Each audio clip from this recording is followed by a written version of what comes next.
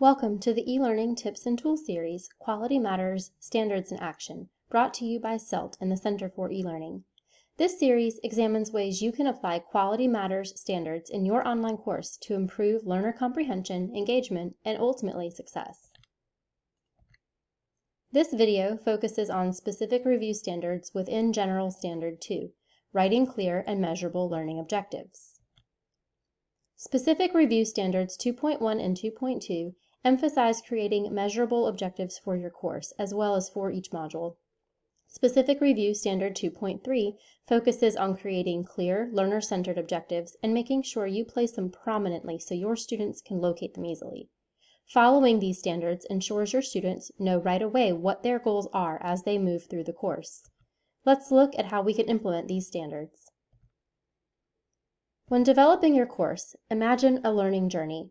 The best way to plan your journey is to start with measurable learning objectives. These learning objectives are the destinations on your course map.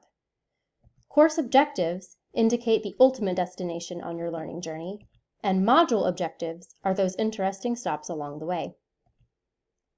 A learning objective describes the action students can do to demonstrate their learning by the end of the course or module.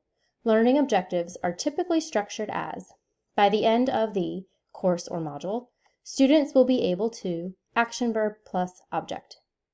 The action verb refers to the action associated with the intended cognitive process, not the cognitive process itself. The object describes the knowledge students are expected to acquire or construct. A great place to find measurable verbs is Bloom's revised taxonomy of the cognitive domain. This hierarchical system, updated in 2001, orders cognitive skills across 6 levels of learning. Learning at the higher levels depends on having attained prerequisite knowledge and skills at the lower levels. The revised taxonomy emphasizes the actions associated with each level of learning. Each level in this framework has a variety of action verbs related to measurable ways students can demonstrate the related cognitive process. When crafting learning objectives, they should be written to be both measurable and clear to students. In these first 2 examples, neither the verb learn nor understand are objectively measurable through an assessment.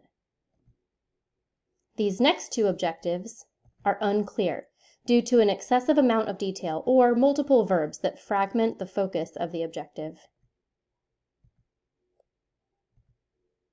This learning objective, however, is both clear and measurable. The verb precisely identifies the desired student action and object. Since objectives help guide students through the course, it's worthwhile to wrestle with the language to find the best verb to indicate what level of knowledge or skills you think students should have. Some Bloom's verbs are measurable when used correctly, but should be used cautiously. For example, there are varying definitions of recognize. Make sure you are using it in a way that is measurable.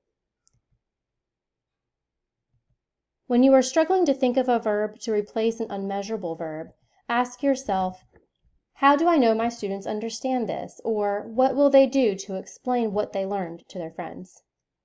Your answer to that question will provide the action verb you need to create a clear and measurable learning objective. For more information about Quality Matters or for support with developing and managing your online courses, please reach out to our team in CELT and the Center for eLearning.